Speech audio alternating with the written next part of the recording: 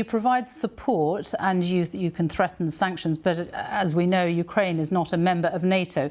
Would you rule out putting NATO troops in Ukraine in the eventuality that Russia did invade?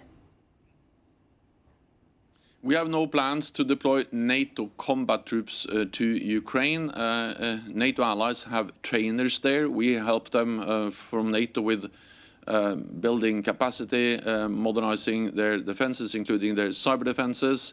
NATO allies also provide equipment, defensive weapons, like the UK has now provided, for instance, anti-tank weapons. So we do a lot of stuff to help Ukraine strengthen its capability to defend itself.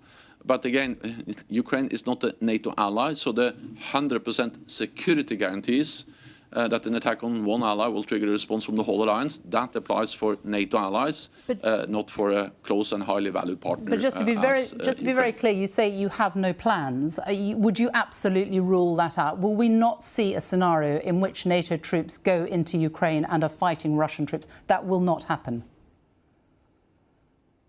No, we are focusing on providing support to Ukraine, help them to uphold their right for self-defense, and also sending a message to Russia that we will impose severe sanctions on Russia if they once again use force against Ukraine. And then, of course, we have already increased our presence in the eastern part of the NATO alliance on NATO territory, and we are ready to do even more of that if needed.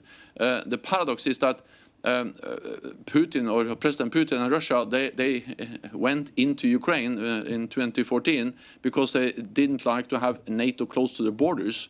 The more aggressive they are, the more NATO they will get at the borders, with increased presence in the eastern part of the NATO alliance. But President Putin, we want to avoid all of this, and that's the reason why.